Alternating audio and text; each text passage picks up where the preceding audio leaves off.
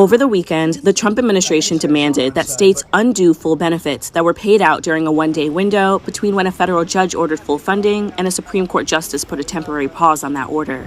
Lower courts have ruled that the government must keep full payments flowing, and the Supreme Court asked the administration to respond after an appeals court ruled against it late Sunday. Trump's administration has argued that the judicial order to President Donald Trump's administration returned to the Supreme Court on Monday in a push to keep full payments in the SNAP food aid program frozen while the government is shut down. Provide full benefits violates the Constitution by infringing on the spending power of the legislative and executive branches. States administering SNAP payments continue to face uncertainty over whether they can and should provide full monthly payments during the ongoing legal battles. All right, so the Supreme Court just handed Donald Trump one of his worst legal beatdowns yet. And honestly, this is wild. Like, we're talking about justices he literally appointed turning around and basically saying his entire tariff defense is garbage. Yeah, you heard that right. His own picks are now throwing shade at his legal arguments, and prosecutors across the country are watching this unfold like it's Christmas morning. So here's what happened. Trump's been pushing these massive tariffs for years now, right? And his whole justification has always been emergency powers, national security. I can do whatever I want because I'm president. That's been his get out of jail free card for pretty much everything. Immigration stuff, trade policy, firing federal workers. Whenever someone challenges him, he just waves the emergency powers flag and says, "Trust me, I've got this." Well, come on. The Supreme Court just looked at that argument and basically laughed it off. But before we go any further, real quick, let's be honest. You can't really trust mainstream media anymore. That's why we built Pump Politics, to bring you real stories, real context, and no corporate spin. If you want to stay ahead of the headlines, join our free newsletter. We'll send the news straight to your inbox every day. Just click the link in the description to join. And if you just want to support what we're doing, join us, be part of the community that actually cares about the truth. All right, let's get back to the video. Operational disruptions if the Trump administration doesn't reimburse them for those SNAP benefits they already authorized. It's the latest in a legal fight over how the program that helps 42 million Americans buy groceries should proceed during the government shutdown. During oral arguments on November 5th, Justice Gorsuch, a Trump appointee by the way, literally said the statute cannot mean what the government says it means. Let that sink in for a second. A conservative justice appointed by Trump is publicly trashing Trump's legal defense in front of the entire country. And it's not just Gorsuch. Multiple justices from across the ideological spectrum are questioning whether Trump's been abusing presidential power this whole time. We're talking about a rare moment where conservative and liberal justices are actually agreeing on something. And what they're agreeing on is that Trump might have gone way too far. Can you believe this? The guy who spent years stacking the courts with conservative judges is now watching those same judges potentially dismantle his entire legal strategy. And the timing? Oh man, the timing couldn't be worse for him. We're heading into 2026 midterms, and this Supreme Court case is shaping up to be a massive problem. Because here's the thing. This isn't just about tariffs. Yeah, the immediate case is about trade policy and whether Trump can slap tariffs on countries whenever he feels like it. But the real issue is so much bigger. This case is about whether any president can claim emergency powers and basically ignore Congress. It's about whether the executive branch has unlimited authority or if there are actually limits to what a president can do. And right now, the Supreme Court is signaling pretty clearly that they think Trump crossed the line. Legal analysts are already saying this could open the floodgates for prosecutors and state attorneys general to start challenging everything Trump's done. Immigration policies, executive orders, agency restructuring, all of it could be back on the table. Think about what this means for a second. Trump's been operating under this assumption that he can do basically whatever he wants as long as he claims it's an emergency. That's been his entire playbook.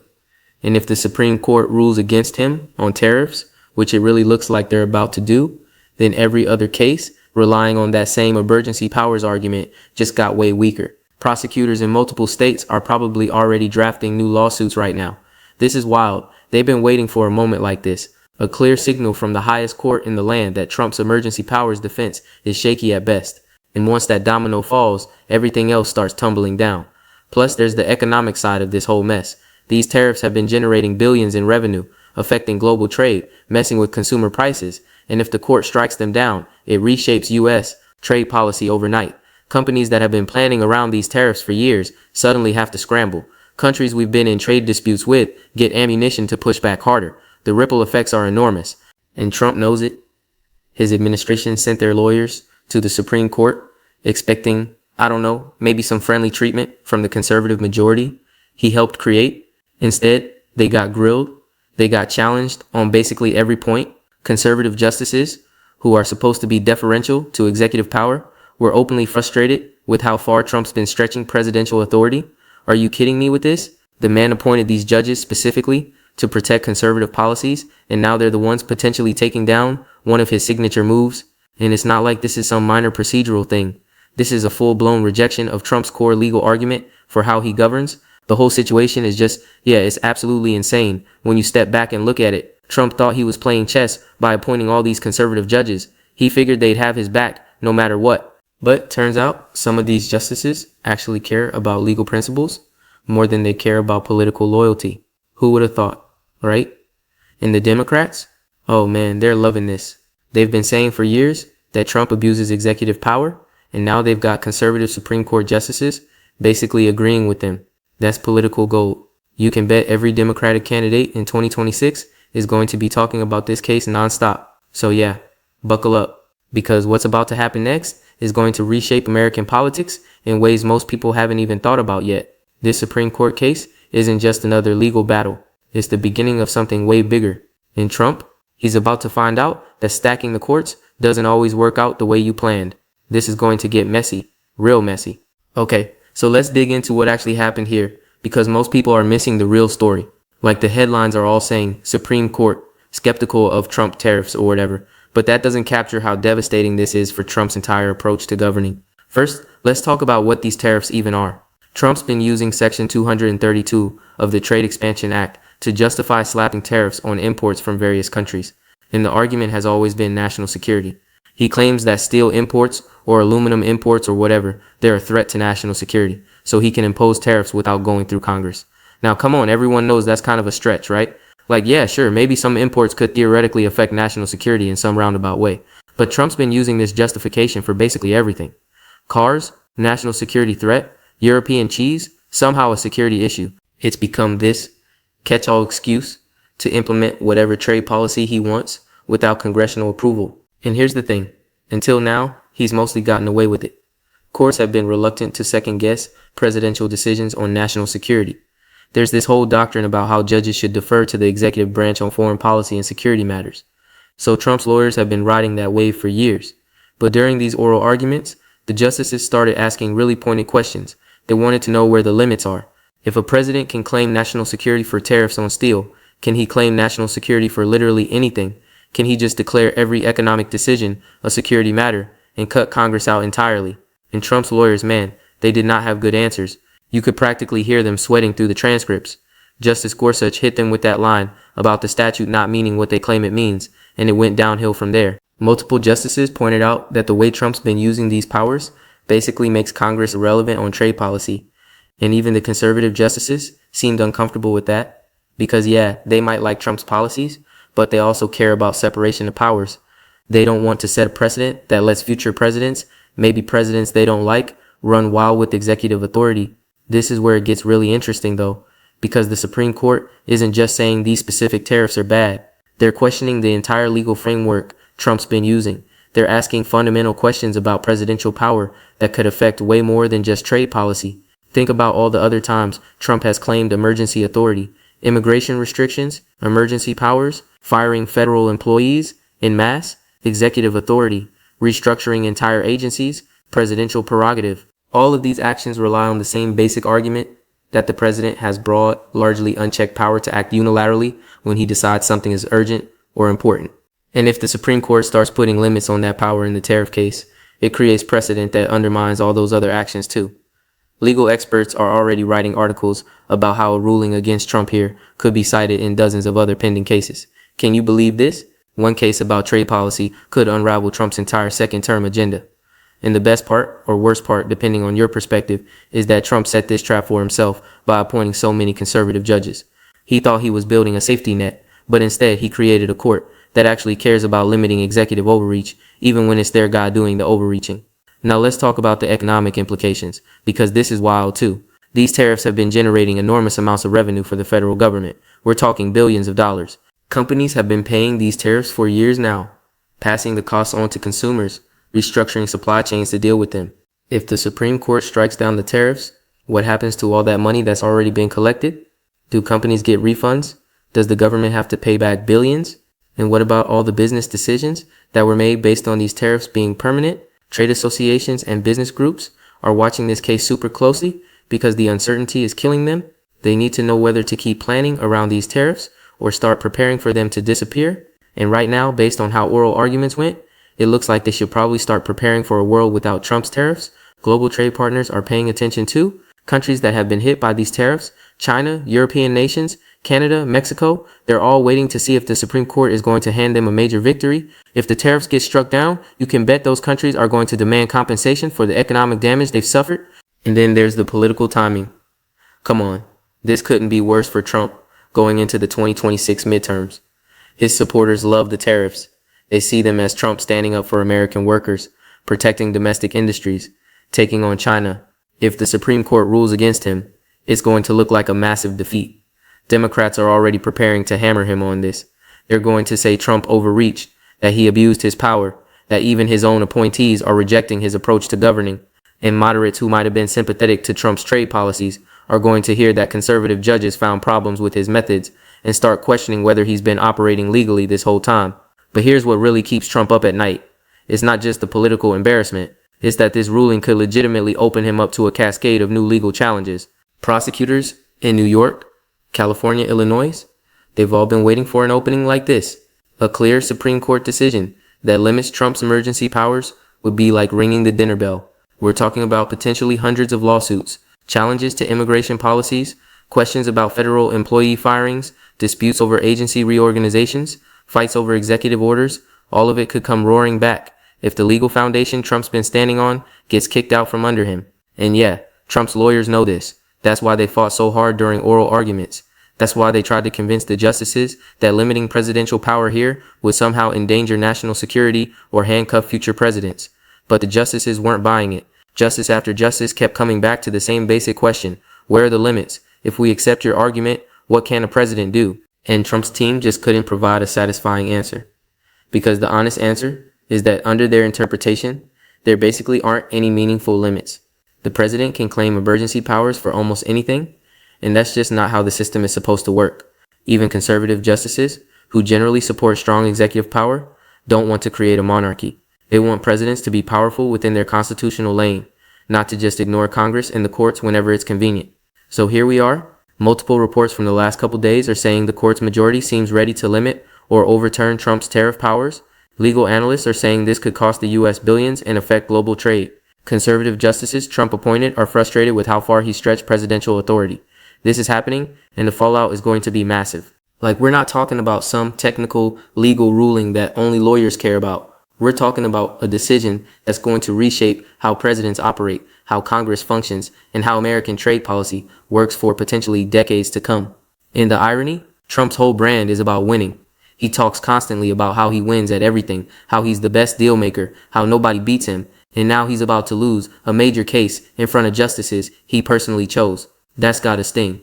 His supporters are going to try to spin this, obviously. They'll say the deep state got to the justices or that this is some kind of conspiracy, but it's going to be a tough sell when the people ruling against Trump are literally the conservative judges he spent years bragging about appointing. This is what happens when you push things too far. Trump's been testing the limits of presidential power throughout his time in office, and now the Supreme Court is finally saying, okay, that's enough. It's a reminder that even in a system where presidents have a lot of authority, there are still checks and balances, there are still limits, and those limits are about to come crashing down on Trump's head. All right, so let's break this down into what actually matters going forward. Because yeah, this Supreme Court case is a big deal, but what does it mean in practical terms? What happens next? First, prosecutors are about to have a field day. State attorneys general and federal prosecutors who have been sitting on cases against Trump policies are going to see the Supreme Court decision as a green light.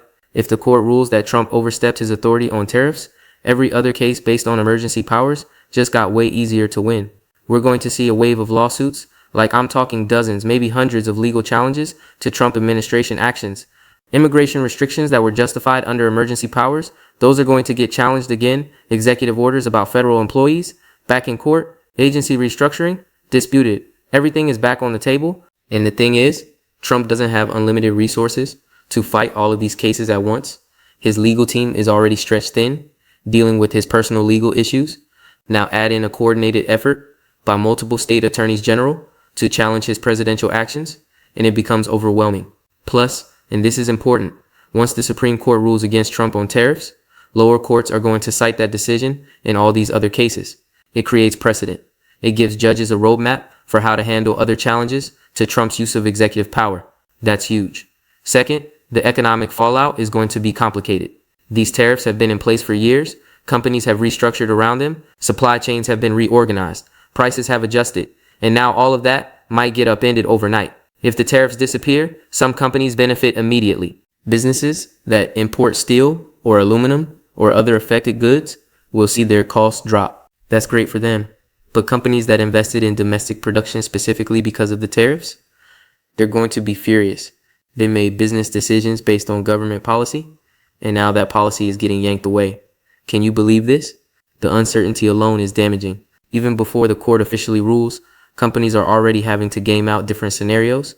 Do they keep their current strategies or start pivoting? Do they wait for the decision or act now? There's no good answer. And then there's the question of what happens to all the tariff revenue that's already been collected. Some legal experts think companies might be able to sue for refunds. If the tariffs were illegal, maybe they shouldn't have been collected in the first place. That could cost the federal government billions. And where does that money come from? Either the deficit grows or other programs get cut. Neither option is great. Consumer prices are going to shift too. Some products might get cheaper if tariffs disappear, which sounds good, right? But other industries that have been protected by tariffs might struggle. Jobs could be lost. Factories might close. It's not a simple good news or bad news situation. It's complicated and messy. Third, this reshapes the 2026 midterm landscape completely. Trump's going to be campaigning for Republican candidates while simultaneously dealing with a major Supreme Court defeat on one of his signature policies. Democrats are going to hammer this point constantly. They're going to say Trump is lawless, that he abuses power, that even conservative judges can't stomach his approach. And moderates, this is the group that matters most. They're going to hear those arguments and wonder if maybe Democrats have a point. These aren't liberal activist judges striking down Trump's tariffs. These are conservative justices, some appointed by Trump himself, saying he went too far. That's a much harder argument to dismiss. Republican candidates are going to be in a tough spot too. Do they defend Trump's tariffs and risk looking like they support executive overreach? Or do they distance themselves from Trump and risk losing his base? There's no clean answer, and Democrats are going to exploit that divide. Every campaign ad in competitive districts is going to mention this case. Every debate is going to bring it up. Every town hall is going to feature questions about it. Republican candidates can't escape this, and it's going to hurt them. Fourth, international relations are about to get messy. Countries that have been hit by Trump's tariffs are going to see this Supreme Court decision as vindication. They're going to demand compensation. They're going to file complaints with international trade organizations. They're going to push back against U.S. trade policy in ways they couldn't before. China, especially, is going to use this. They're going to point to the Supreme Court ruling and say, see, even American judges think Trump's trade war was illegal. That undermines U.S. credibility in trade negotiations. It makes it harder for future administrations to use tariffs as leverage. The long-term damage to American trade policy could be significant. European allies are going to be relieved, but also concerned. Yeah, they want the tariffs gone, but they also worry about setting a precedent where courts can easily overturn trade policy. It creates instability. It makes it harder to negotiate long-term agreements because there's always a risk courts will strike them down. In smaller countries that depend on trade with the U.S., they're watching this closely too. They need to know if American trade policy is stable or if it's just whatever the current president decides until courts step in. That uncertainty damages relationships and makes it harder to build partnerships. So yeah, let's wrap this up. The Supreme Court is about to hand down a decision that reshapes Trump's presidency, empowers prosecutors across the country, creates economic uncertainty, affects the 2026 midterms, and complicates international trade relations, all from one case about tariffs. This is why legal observers have been watching this case so closely. It's not just about trade policy, it's about fundamental questions of presidential power, separation of powers, and how much authority one person should have in our system of government. And Trump, he's about to learn that stacking the courts doesn't guarantee you win every case. Sometimes judges care more about the Constitution and legal principles than they do about helping the guy who appointed them. That's actually how the system is supposed to work, even if Trump doesn't like it. The next few months are going to be wild. We're going to see the official Supreme Court ruling, probably by early next year. Then we're going to see the immediate response from prosecutors, businesses, and international partners. Then the political fallout, as we head into midterm season? Come on. This is one of those moments where you can actually see the trajectory of American politics shifting in real time. A Supreme Court decision that seemed technical and boring when the case was first filed is now positioned to be one of the most consequential rulings of Trump's presidency. And the best part, Trump did this to himself. He pushed emergency powers too far. He claimed authority he didn't really have. He assumed the courts would always back him up. And now he's about to pay the price for those assumptions. Are you kidding me with this? The man who spent years saying he alone could fix everything is about to be told by the Supreme Court that no, actually there are limits to what presidents can do. Even really powerful presidents with lots of supportive judges still have to follow the law. That's the story. That's what this case is really about. And that's why prosecutors are watching so carefully and why Trump's lawyers are probably panicking behind the scenes. This isn't just another day in court. This is a potential turning point that changes everything. The Supreme Court is basically saying that presidential power has boundaries, that Congress matters, that the separation of powers isn't just some outdated concept from civics class. It's a real limitation on what any president can do. And if Trump can't accept that, if he keep pushing against these boundaries, well, the Supreme Court just showed they're willing to push back hard. This is just the beginning. The Supreme Court tariff decision is going to ripple through American politics for years. And we're going to be here covering every single development as it unfolds, every lawsuit that gets filed, every economic impact that emerges, every political consequence that plays out. Stay tuned, because this story is far from over. In fact, it's just getting started.